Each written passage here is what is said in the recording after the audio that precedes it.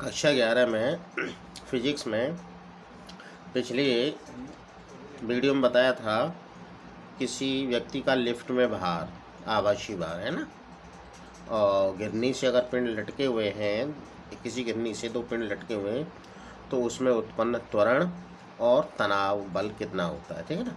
उसके बाद है आज हम आपको कराएंगे घर्षण बल, फ्रैक्शनल फोर्स। घर्षण बल क्या होता है कि जब एक वस्तु गति करती है तब उनके संपर्क तलों पर स्पर्श रेखी दिशा में एक बल कार्य करता है जो वस्तुओं की सापेक्ष गति का विरोध करता है, जिसे घर्षण बल कहते हैं। ठीक है। घर्षण मुख्य रूप से 3 प्रकार का होता है। तो जैसे कोई वस्तु जैसे गति कर रही है, जैसे अब हमने इसमें बल लगाया तो गति करी, रुक गई। क्यों रुक गई? क्योंकि जैसे इसने गति इधर की तो इसकी गति की विपरीत दिशा में एक बल लगता है, जिसी को हम घर्षण बल कहते हैं। एक ये नोटबुक है और एक ये कॉपी है, तो 2 पृष्ठ हो गए, नोटबुक और ये इस, तो सरफेस ये होगा ना पृष्ठ, तो दोनों के बीच में एक बल लगा पीछे की तरफ, उसी बल को हम कहते हैं घर्षण बल। ठीक है। घर्षण बल मुख्य रूप से 3 प्रकार का होता है। नंबर 1 स्थैतिक घर्षण बल, फोर्स ऑफ स्टैटिक फ्रैक्शन। जब 2 परस्पर संपर्क में स्थित वस्तुएं विरामावस्था में होती हैं तो उनके बीच आपेक्षिक गति होने से पूर्व कार्यरत घर्षण बल स्थैतिक घर्षण बल कहलाता है।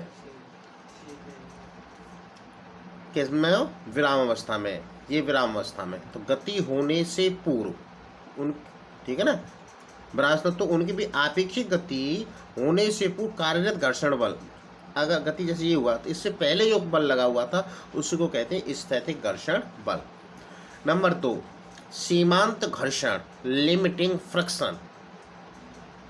स्थैतिक घर्षण बल का वह अधिकतम मान जब वस्तु या कोई गुटका ठीक गति प्रारंभ करने वाला होता है या करने वाली होती है, सीमांत घर्षण बल कहलाता है।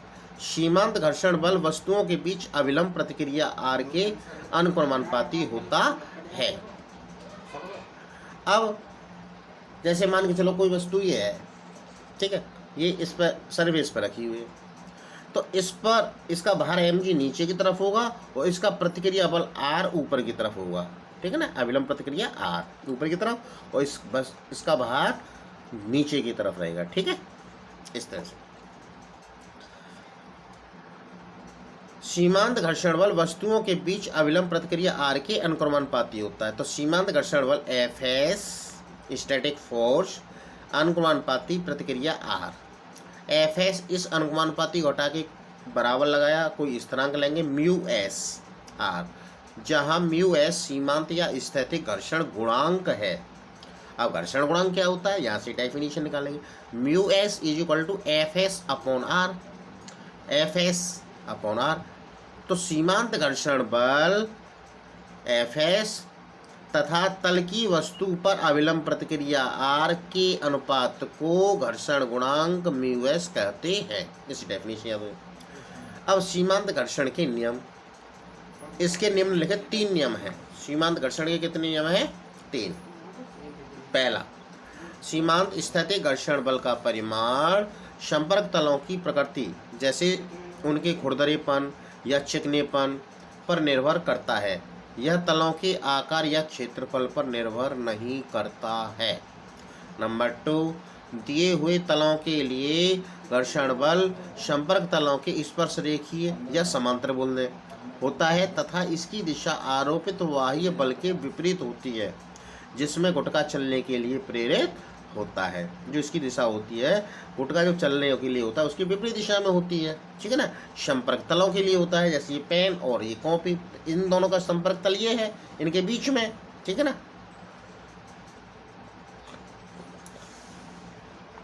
नंबर 3, सीमांत स्थैतिक घर्षण बल Fs अविलंब प्रतिक्रिया R के अनुक्रमानुपाती होता है, अर्थात Fs अनुक्रमानुपाती R, Fs बराबर μs R, जो हम पहले निकाल चुके, जहाँ μs को स्थैतिक घर्षण गुणांक कहते हैं। अब नंबर तीसरा पॉइंट, ये तो 3 नियम हो गए। तो घर्षण बल 3 प्रकार के होते हैं, स्थैतिक घर्षण, सीमांत घर्षण और नंबर तीसरा है गतिज घर्षण, काइनेटिक फ्रिक्शन।